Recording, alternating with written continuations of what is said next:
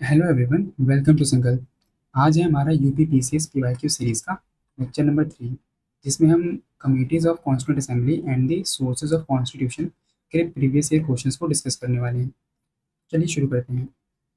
लेकिन क्वेश्चंस पर जाने से पहले हमको इन छोटी छोटी चीज़ों का ध्यान रखना है कि जो कॉन्स्टिट्यूंट असेंबली में कमिटीज़ थी उसमें 8 कमिटीज़ थी, वो मेजर कमिटीज़ थी, और बाकी बहुत सारी माइनर कमिटीज़ थी।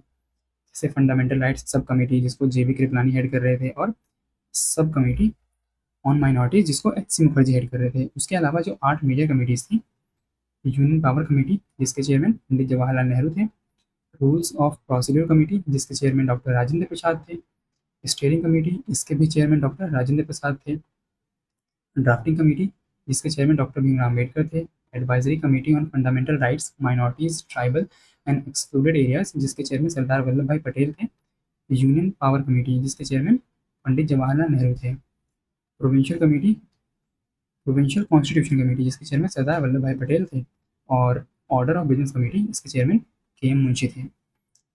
जिन भी कमिटीज़ के आगे यूनियन लगा हुआ है, उन कमिटीज़ के चेयरमैन कौन है? पंडित जवाहरलाल नेहरू, दोनों जगह। ठीक, चलिए हम चलते हैं क्वेश्चन पर।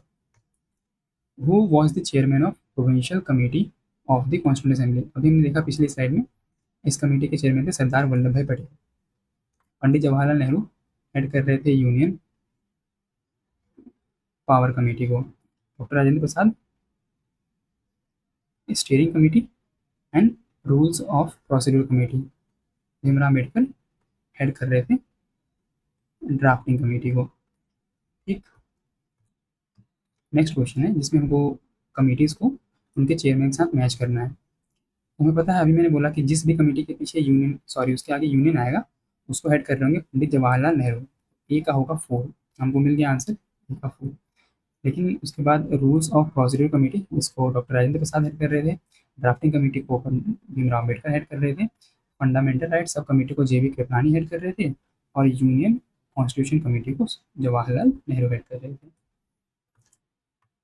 The drafting committee of constituent assembly under Bhimrao Ambedkar had how many other members? अब इसमें बात हो रही है अदर मेंबर्स की। तो अगर आप टोटल मेंबर्स देखेंगे, 7 थे हमारे कॉन्स्टिट्यूंट असेंबली की ड्राफ्टिंग कमेटी में। टोटल मेंबर्स थे 7। लेकिन यहाँ पे खाली अदर मेंबर्स की बात हो रही है भीमराव अम्बेडकर को हटा के, तो इसका आंसर होगा 6। अब ये 6 मेंबर्स कौन कौन से थे? तो इसमें आपके नाम है डीपी खेतान, डीपी खेतान, बी एल मित्तर, लाली,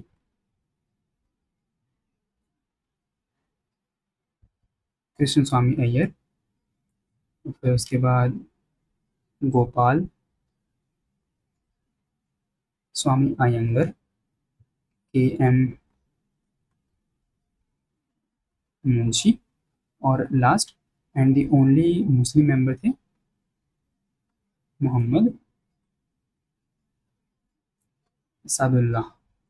ठीक, लेकिन हुआ क्या कि बाद में एक मेंबर बी एल मित्तर ने इस कमेटी को छोड़ दिया और डीपी खेतान की डेथ हो जाती है। तो डीपी खेतान को रिप्लेस करते हैं टीटी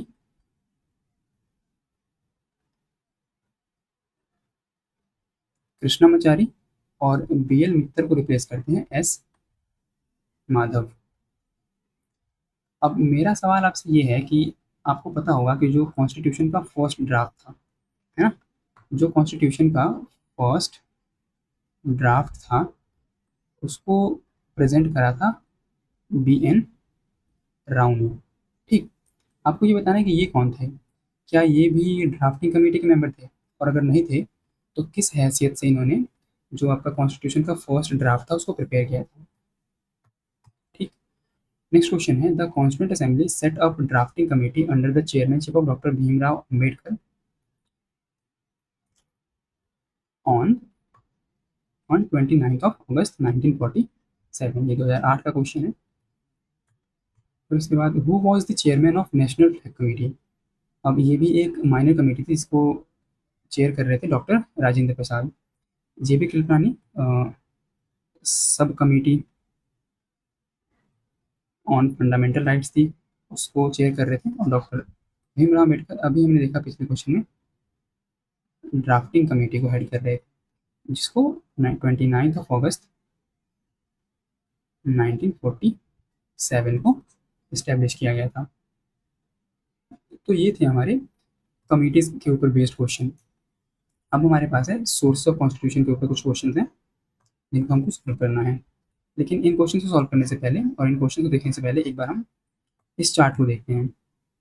इसमें आपके जो भी सोर्सेज ऑफ कॉन्स्टिट्यूशन हैं उनको मेंशन किया हुआ है कंट्री वाइज। ठीक, तो सबसे पहला और सबसे जो मेजर चंक है आपका कॉन्स्टिट्यूशन का, वो आता है आपके गवर्नमेंट ऑफ इंडिया एक्ट 1935 से, जिसमें ऑलमोस्ट 70% प्रोविजंस जो हैं हमारे कॉन्स्टिट्यूशन में वर्तमान समय में, वो हम लोगों ने गवर्नमेंट ऑफ इंडिया एक्ट 1935 से ही बोरो किए हुए हैं। जैसे पूरा का पूरा फेडरल स्कीम, फिर उसके बाद office of governor, judiciary, public service commission, emergency provisions and administrative details. फिर उसके बाद हम लोगों ने ब्रिटिश कॉन्स्टिट्यूशन से पार्लियामेंट्री फॉर्म ऑफ गवर्नमेंट को अडॉप्ट किया है, रूल ऑफ लॉ को अडॉप्ट किया है, legislative procedure, single citizenship, cabinet system, prerogative writs जो होते हैं आपके अंडर आर्टिकल 32 एंड 226, जैसे कि habeas corpus, mandamus, quo warrant, okay, parliamentary privileges and bicameralism.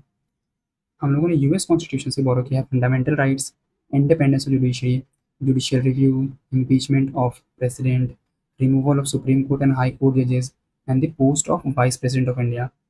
Canadian constitution से हम लोगों ने बोरो किया है फेडरेशन विद स्ट्रॉन्ग सेंटर, और इसी वजह से हम अपने जो कॉन्स्टिट्यूशन है उसको हम बोलते हैं क्वासी फेडरल। फिर उसके बाद vesting of the residuary powers in the centre और advisory jurisdiction of the supreme court.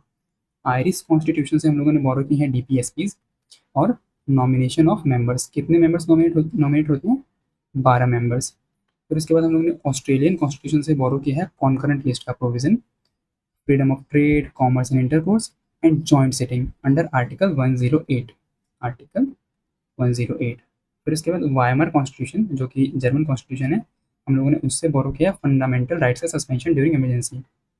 ठीक, और इमरजेंसी का प्रोविजन भी अंडर आर्टिकल 352 जो हम देखते हैं वो वाइमार कॉन्स्टिट्यूशन से ही आया है। फिर उसके बाद सोवियत यूनियन के कॉन्स्टिट्यूशन से हम लोगों ने बोरो किए हैं फंडामेंटल ड्यूटीज़, आर्टिकल 51A में हम लोगों ने इसको ऐड किया था through 42nd constitution amendment act in 1976।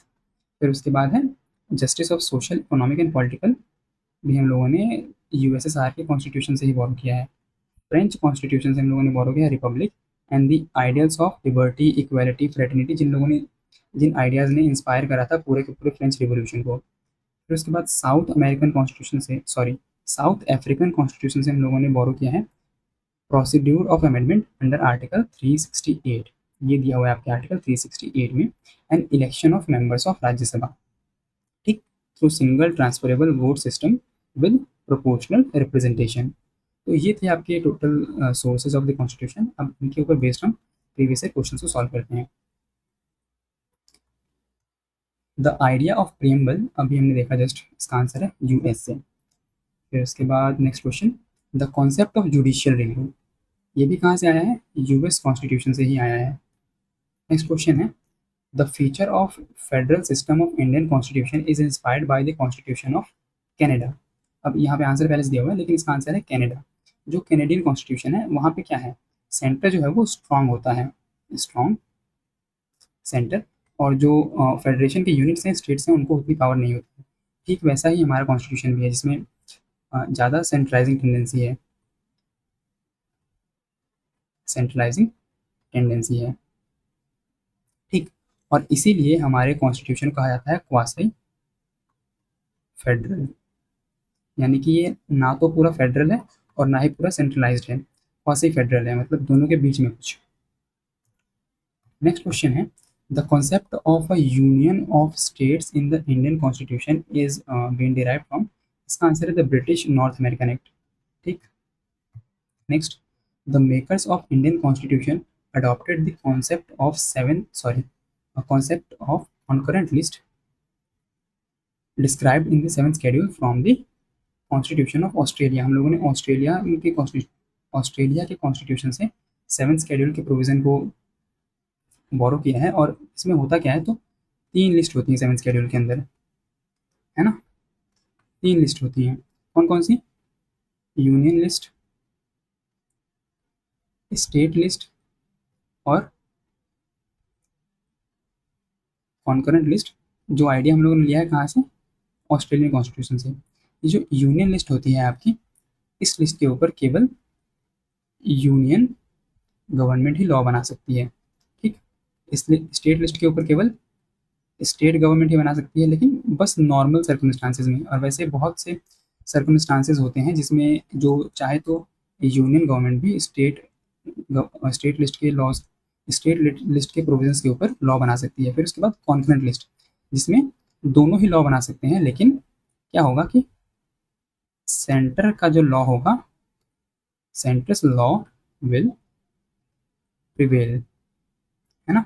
मतलब अगर एक ही प्रोविजन पर सेंट्रल गवर्नमेंट ने भी और स्टेट गवर्नमेंट ने भी लॉ बना दिए, तो उसमें जो सेंट्रल गवर्नमेंट का लॉ होगा वो प्रिवेल करेगा, उसको माना जाएगा। फिर उसके बाद the concept of directive principles of state policies in the Indian constitution is has been adopted from the constitution of Ireland. बहुत ही सिंपल क्वेश्चन है। In giving representation to talent, experience, and services in the composition of Council of State, the Constitution makers of the India were influenced by the example of Irish constitution. ये जो nomination होता है members का, 12 members का इन राज्यसभा, ये provision हम लोगों ने बोरो किया है आपके आयरलैंड के कॉन्स्टिट्यूशन से, ठीक। और इनको नॉमिनेट करता कौन है, बाय प्रेसिडेंट, प्रेसिडेंट इनको नॉमिनेट करते हैं। Next question, which of the following is not correctly matched, इसमें से कौन सा सही सुमेलित नहीं है। आपको इन वर्ड्स पे ध्यान देना है। नॉट, फंडामेंटल राइट्स यूएसए से लिया है, बिल्कुल सही है। डीपीएसपीज आयरलैंड से आए हैं, एकदम सही। इमरजेंसी प्रोविजन हम लोगों ने वाइमर यानी कि जर्मन कॉन्स्टिट्यूशन से लिए हैं, बिल्कुल सही। लेकिन ये जो रेजिडुअल पावर्स ऑफ सेंटर है, ये हम लोगों ने कहाँ से बोरो किया है, ये हम लोगों ने बोरो किया है कनाडा कॉन्स्टिट्यूशन से, ठीक। अगेन मैच द फॉलोइंग, हम लोगों ने रूल ऑफ लॉ लिया है इंग्लैंड के कॉन्स्टिट्यूशन से, procedure establish by law Japanese constitution से, reserving of the bills by the governor for the presidential consideration, ये हम लोगों ने लिया है कनाडा कॉन्स्टिट्यूशन से। और कॉन्करेंट लिस्ट हम लोगों ने लिया है ऑस्ट्रेलिया कॉन्स्टिट्यूशन से। यानी कि ए का 2, ए का 2, बी का 3, ए का 2, बी का 3, डी इसका आंसर है। अब आपको ध्यान देना है एक चीज़ पे, ये जो प्रोविजन है reserving of bills by the governor of for president's consideration, ये जो प्रोविज़न है ये किसको स्ट्रॉन्ग बनाता है, सेंट्रल गवर्नमेंट को या कि स्टेट गवर्नमेंट को। तो ये प्रोविज़न जो है वो तो सेंट्रल गवर्नमेंट को स्ट्रॉन्ग बनाता है ना। तो आपको एक चीज़ ऑब्जर्व करनी है क्या, कि जो भी प्रोविज़न आपकी सेंट्रल गवर्नमेंट को स्ट्रॉन्ग बनाते होंगे, सेंट्रल गवर्नमेंट को ज़्यादा पावर्स देते होंगे, वो हम लोगों ने सब बोरो किए हैं कहाँ से, कैनेडियन कॉन्स्टिट्यूशन से। क्योंकि जो इंडियन फेडरलिज्म का स्ट्रक्चर है वो ज़्यादातर सिमिलर है कैनेडियन कॉन्स्टिट्यूशन के, ठीक। नेक्स्ट क्वेश्चन है, the concept of fundamental duties has been taken from, कहाँ से लिया गया है, रशिया कॉन्स्टिट्यूशन से, जो कि फॉर्मर सोवियत यूनियन यूएसएसआर है ना, यहाँ से हम लोगों ने इसको बोरो किया है। इसको इंडियन कॉन्स्टिट्यूशन में 1976 में ऐड किया गया था by 42nd constitutional amendment act. CAA का मतलब है कॉन्स्टिट्यूशनल अमेंडमेंट एक्ट, ओके। और इसको रिकमेंड किसने करा था, किसने करा था, स्वर्ण सिंह कमेटी ने इसको रिकमेंड करा था। अब आपको ये ध्यान में रखना है कि ओरिजिनली केवल 10 ड्यूटीज थी, है ना, केवल 10 ड्यूटीज थी। लेकिन by the 86th amendment act, constitutional amendment act, इसमें एक प्लस किया गया और टोटल 11 ड्यूटीज हो गई, ठीक। और अब आपको बताना ये है कि जो 86th अमेंडमेंट एक्ट हुआ था ये कौन से ईयर में हुआ था। देन हमारा नेक्स्ट क्वेश्चन है, the constitution of India has been the longest one, बिल्कुल सही। जो इंडियन कॉन्स्टिट्यूशन है वो वर्ल्ड का लॉन्गेस्ट कॉन्स्टिट्यूशन है। The chapter on fundamental rights has been borrowed from the model of American constitution, हाँ बिल्कुल, फंडामेंटल राइट्स का जो प्रोविज़न है वो हम लोगों ने अमेरिकन कॉन्स्टिट्यूशन से ही बोरो किया है, तो ये भी सही है। लेकिन क्या इन दोनों में कोई को रिलेशन है, नहीं, बिल्कुल नहीं। अगर मैं इसको ऐसे पढ़ूँ कि the constitution of India has become the longest one because because the chapter on fundamental rights has been borrowed from the model of American constitution. तो क्या ये इसको फुलफिल कर रहा है कंडीशन को? क्या हमारा संविधान इसीलिए बहुत लंबा है क्योंकि हम लोगों ने जो फंडामेंटल राइट्स का प्रोविजन है वो अमेरिका से बोरो किया है? क्या फ़र्क पड़ता अगर हम लोगों ने कनाडा से बोरो किया होता? कुछ फ़र्क नहीं पड़ता। इसका मतलब इन दोनों में कोई कोरिलेशन नहीं है। तो ये दोनों अपनी जगह ठीक है, लेकिन एक दूसरे को मतलब जो आपका रीज़न है वो असर्शन को एक्सप्लेन नहीं करता है। तो इसका आंसर होगा B, both assertion and reason are true but R is not correct explanation of A. Okay, clear? अब ये है आपका पूरा list sources and the borrowed features का, जिसको आप फिर से रिवाइज कर सकते हैं। आज की इस वीडियो में इतना ही। अगर आपको वीडियो अच्छी लगी हो तो आप वीडियो को लाइक कीजिएगा, इसको शेयर कीजिएगा और चैनल को सब्सक्राइब कीजिएगा। मिलते हैं अगली वीडियो में, तब तक के लिए जय हिंद।